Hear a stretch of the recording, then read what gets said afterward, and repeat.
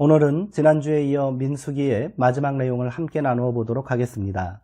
민수기는 이스라엘 백성들이 시내산을 출발하여 가데스 바네아로 그리고 다시 모압 평지까지 이동하는 40여 년에 이르는 긴 역사를 다루고 있습니다.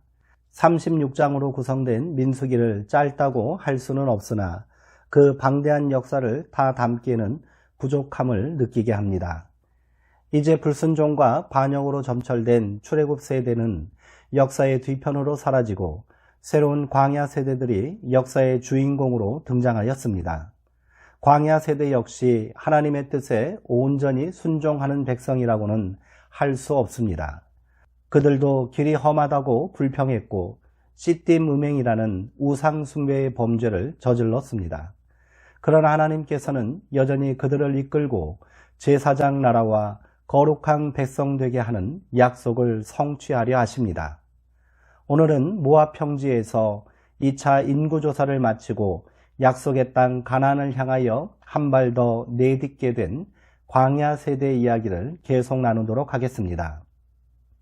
민수기 31장과 32장까지는 하나님의 명령에 따라 미디안을 진멸하고 이미 정복한 요단 동편 땅을 분배하는 문제에 대한 말씀이 기록되어 있습니다.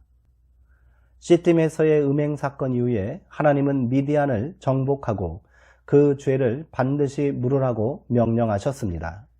백성들은 그 명령에 따라 미디안의 5 왕을 죽이고 그 배후에 있던 발람을 죽였습니다. 이는 단순한 정복전쟁이 아니었습니다. 이전에 자신들이 저질렀던 죄악과 욕망들을 백성들 스스로가 제거하고 다시는 똑같은 범죄를 저지르지 않겠다는 순종과 믿음의 결단에서 나온 행동이라 할 수 있습니다. 그렇게 일전에 아모리 족속을 몰아내고 여전히 큰 세력으로 자리 잡고 있었던 미디안의 5 부족을 물리친 이스라엘은 요단 동편의 넓은 땅의 주인이 되었습니다. 이때 이스라엘 지파 중 그 땅을 요구하는 이들이 모세를 찾아왔습니다. 그들은 대대로 목축을 생업으로 하는 르우벤 지파와 므낫세 지파 중 절반 사람들, 갓 지파 사람들이었습니다. 모세는 당황했을 것입니다. 그 땅은 하나님께서 약속한 땅도 허락하신 땅도 아니었기 때문입니다. 그러나 하나님은 그들에게 그 땅을 잘 분배해 주라고 허락해 주셨습니다. 모세는 하나님의 명령에 따라 요단 동편 땅을 2 지파 반에게 분배해 주었습니다. 그리고 그들에게 분명한 언약을 세워 맹세할 것을 요구합니다. 그렇게 요단 동편 땅을 먼저 차지하게 된 2 지파 반은 하나님과 백성들 앞에 다음과 같이 맹세했습니다. 민수기 32장 17절부터 19절까지 말씀을 함께 보도록 하겠습니다. 이 땅에 원주민이 있으므로 우리 어린아이들을 그 견고한 성읍에 거주하게 한 후에 우리는 무장하고 이스라엘 자손을 그곳으로 인도하기까지 그들의 앞서서 가고 이스라엘 자손이 각기 기업을 받기까지 우리 집으로 돌아오지 아니하겠사오며 우리는 요단 이쪽 곧 동쪽에서 기업을 받았사오니 그들과 함께 요단 저쪽에서는 기업을 받지 아니하겠나이다. 실제로 요단 동편의 땅을 먼저 분배받은 2 지파 반은 여호수아서에 의하면 가나안 정복 전쟁이 시작되자 이스라엘 진영에 합류하였고 선봉에 서서 그 모든 전쟁을 수행한 후에 아무 조건 없이 다시 동편 땅으로 돌아갔습니다. 이어지는 33장부터 36장까지의 말씀은 민수기의 부록편에 해당하는 말씀입니다. 그 내용은 다음과 같습니다.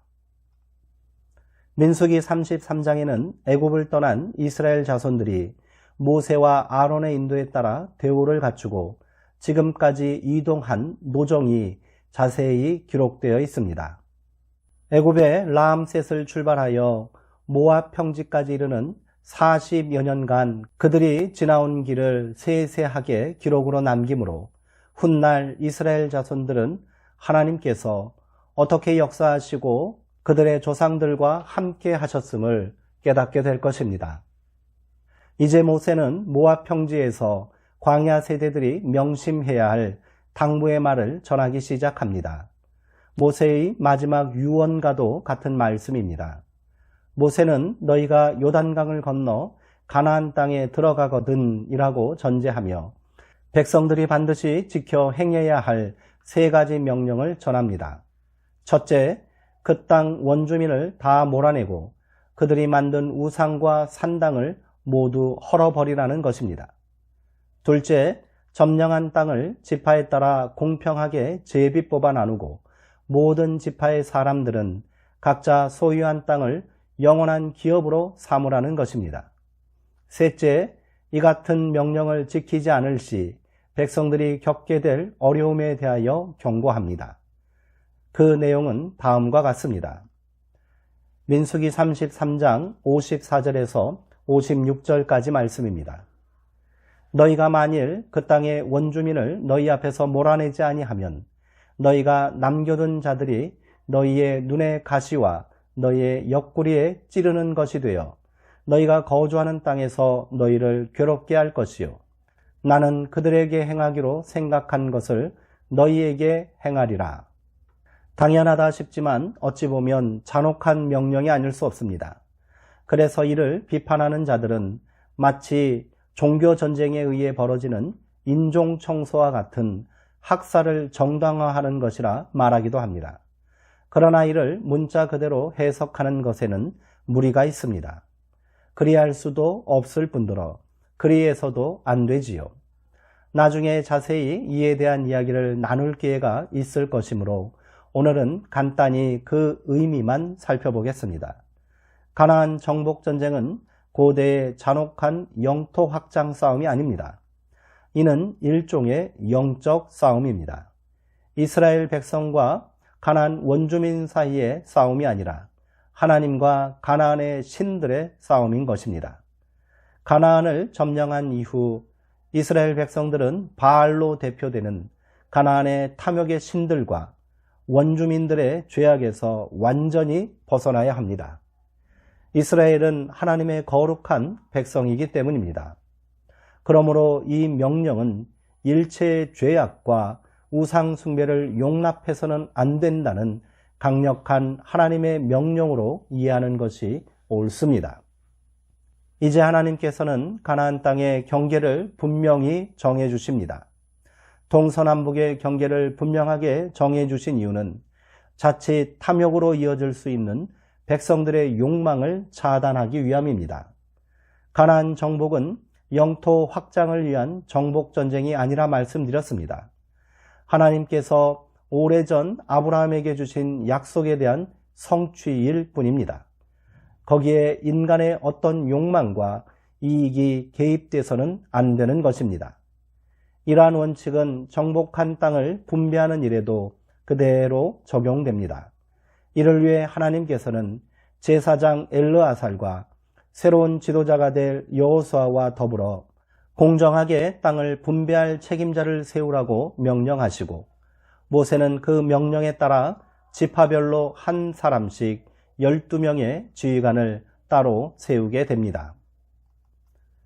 35장에는 도피성이라는 특별한 제도가 언급되어 있습니다. 레위 지파는 12지파에 속하지 않기 때문에 땅을 분배받지 못합니다. 그래서 하나님께서는 레위인들이 거주할 성읍을 미리 정해주시고 이스라엘 백성들에게 그 땅을 내어주라고 명령하십니다. 그렇게 레위인이 거주할 땅은 도피성이라 이름하셨고 요단 동편과 서쪽에 각각 3개씩 도합 6개의 도피성을 정해주셨습니다. 도피성은 레위 지파의 거주지가 됨과 동시에 특별한 의미를 가지고 있습니다. 그것은 부지 중 살인한 자가 그리로 피하여 목숨을 부지할 수 있게 하는 것입니다. 이 같은 보호 조치가 필요한 이유는 율법에 따른 상해 관련 규정은 일종의 보복법으로 생명은 생명으로 갚아야 하기 때문입니다. 그러나 고의가 아닌 우발적 사고나 실수로 인해 다른 사람을 죽음에 이르게 한 자가 있다면 그가 자신을 변호할 기회조차 얻지 못하고 죽임을 당해야 한다는 것은 부당합니다. 그래서 하나님께서는 그 사람을 도피성으로 피신시켜 사사로운 보복을 막고 정당한 재판을 받을 수 있도록 특별 규정을 마련해 주신 것입니다. 일종의 인권 보호라 할 수 있으며 더 근본적인 이유는 거룩한 백성들이 사사로이 피를 흘림으로 땅을 더럽히지 않도록 하신 것입니다. 마지막 36장에는 일전에 모세를 찾아와 자기들도 기업을 이을 땅을 분배받을 수 있도록 해달라고 요청한 슬로보앗의 딸들로 인해 발생한 사소한 분란에 대하여 기록하고 있습니다. 딸들도 땅을 분배받을 수 있다고 한 특별 규정에 대하여 슬로보앗이 속한 므낫세 지파 사람들이 모세에게 이의를 제기했습니다. 그들이 주장하는 바는 만약 딸에게 땅을 나눠주면 나중에 그가 다른 지파 사람에게 시집갈 경우 지파를 중심으로 분배된 땅이 남편이 속해 있는 다른 지파에게 넘어가게 될 것이라는 우려입니다.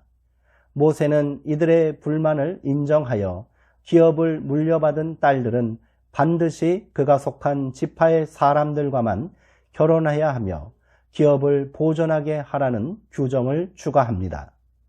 마지막까지 백성들을 위해 노력하는 지도자의 모습을 볼 수 있는 기록입니다.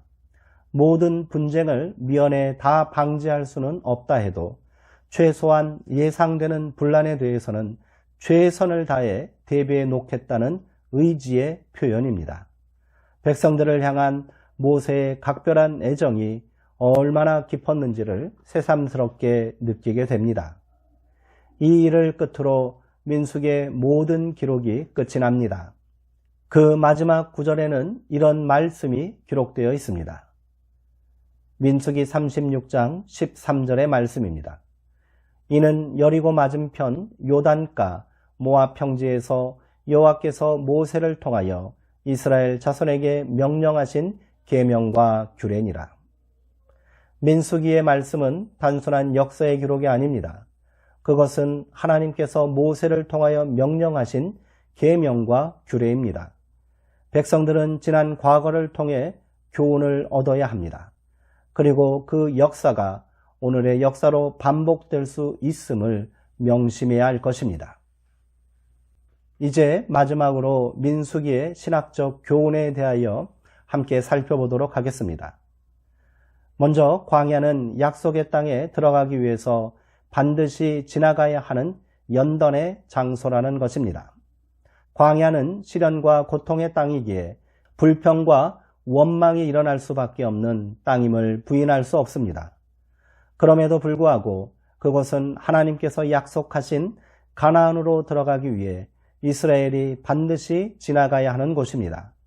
그렇기에 광야는 훈련의 장소요, 순종의 학교라고 하는 것입니다.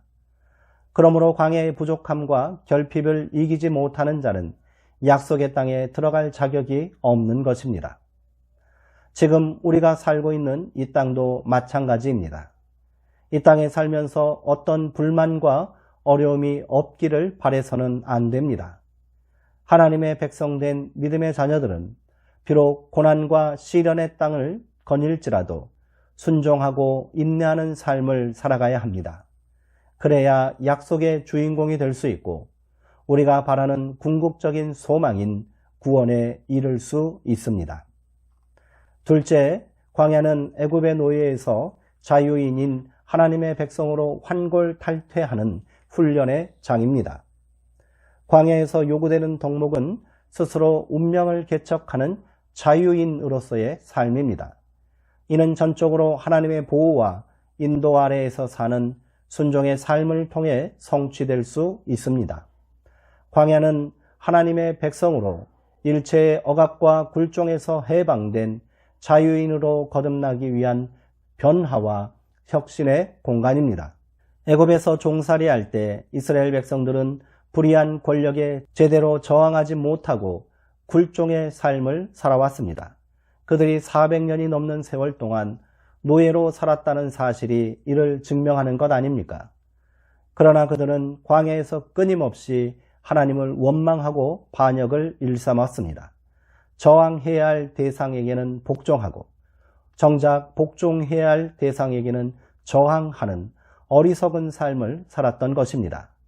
그 결과는 하나님이 내 귀에 들린 대로 행할 것이라 말씀하신 대로 그들은 모두 광야에서 생을 마감하게 되었습니다.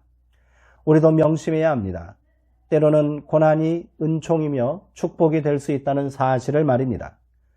그러나 여전히 광야의 출애굽 세대들과 같이 불평과 원망으로 살아간다면 내 귀에 들린 대로 너희에게 행할 것이다 라고 하나님께서 우리에게도 말씀하실지 모릅니다. 우리의 입술은 항상 감사와 소망이 담겨야 하겠습니다. 그래야 하나님께서 들으신 대로 우리에게 그대로 응답하실 것입니다. 마지막으로 출애굽 세대의 실패는 하나님의 실패가 아닙니다. 출애굽 세대가 실패했음에도 불구하고 하나님은 실패하지 않으십니다. 그들의 불순종에도 하나님은 광야 40년 동안 구름기둥과 불기둥으로 함께 하셨고 만나와 메추라기 반석에서 나는 물을 공급해 주셨습니다. 출애굽 세대가 진노 가운데 모두 광야에서 죽었으나 하나님께서는 그들의 자녀들이 약속을 이어가게 하셨습니다.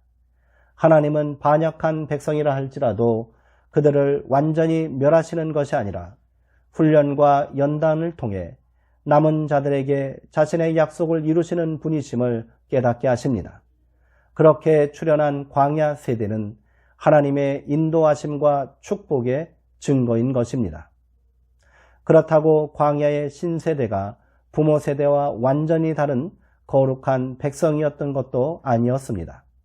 그들도 불평하고 원망하고 자기 마음대로 행동하기는 마찬가지였습니다. 그럼에도 불구하고 이들을 가나안으로 인도하시고 그 땅을 차지하게 하심은 하나님의 사랑 외에는 설명할 길이 없습니다. 하나님은 지금도 그 한량없는 사랑으로 우리를 영혼의 가나안인 천국으로 인도하고 계십니다. 구원에 있어 인간은 실패해도 하나님은 절대로 실패하지 않으시기 때문입니다. 하나님께서 우리에게 요구하시는 바는 언제나 동일합니다. 인도하심에 따라 온전한 믿음으로 이 땅을 살아가라는 것이지요. 그렇게 우리 모두가 하나님의 약속을 온전히 성취하는 복된 믿음의 자녀들이 되기를 소망합니다. 이상으로 민수기 강의를 모두 마치겠습니다. 다음 주에는 신명기 강의를 통하여서 하나님의 은혜와 귀한 말씀을 함께 나누어 보도록 하겠습니다.